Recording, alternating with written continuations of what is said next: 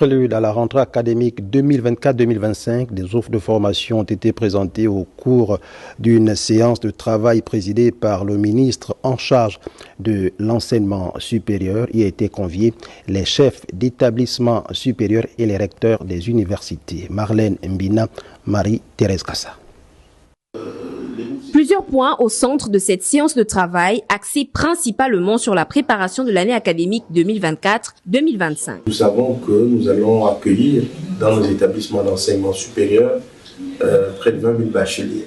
En passant en revue chaque établissement d'enseignement supérieur pour examiner son offre de formation nouvelle, mais également ancienne, examiner les capacités d'accueil et les perspectives qui se trouvent derrière chaque offre de formation. Donc c'est un exercice normal que nous devons faire régulièrement et il a abouti aujourd'hui à une présentation globale de la cartographie des offres de formation des universités et grandes écoles publiques du Gabon.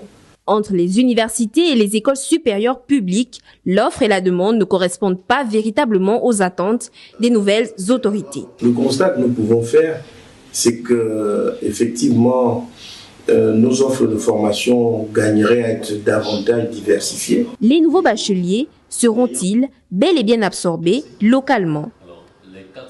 Et suite au constat fait sur les capacités d'accueil et les offres de formation dans différentes écoles supérieures, le ministre de l'enseignement supérieur assure les nouveaux bacheliers. On retrouve Marlène Bina. J'ai un bac B, mais je veux être ingénieur, c'est possible? Est-ce que j'aurai la bourse si je choisis moi-même mon école? Si je fais un DUT, est-ce que je pourrai travailler immédiatement? Ce sont là quelques-unes des nombreuses questions qui trottent dans la tête des nouveaux bacheliers. Outre les interrogations, ces derniers ont également des craintes et des appréhensions. L'UOB pourra accueillir combien d'étudiants? Les cours commenceront-ils dans les temps? Ou alors faut-il suivre le vent de l'expatriation pour pouvoir avoir une licence en 3 ans et non 5?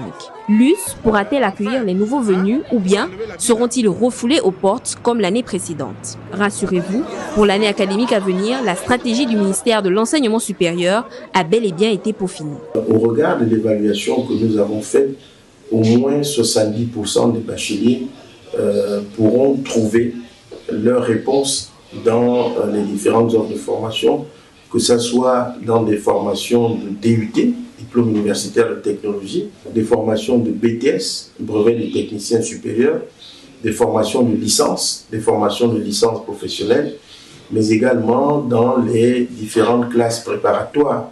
Évidemment, les autres bacheliers trouveront de la place localement. Et là, nous entendons travailler avec des établissements privés qui offrent les meilleures perspectives d'accueil. C'est donc en accord avec la volonté du chef de l'État d'empêcher la fuite des cerveaux que ces nouvelles mesures seront mises en place dans les prochains jours.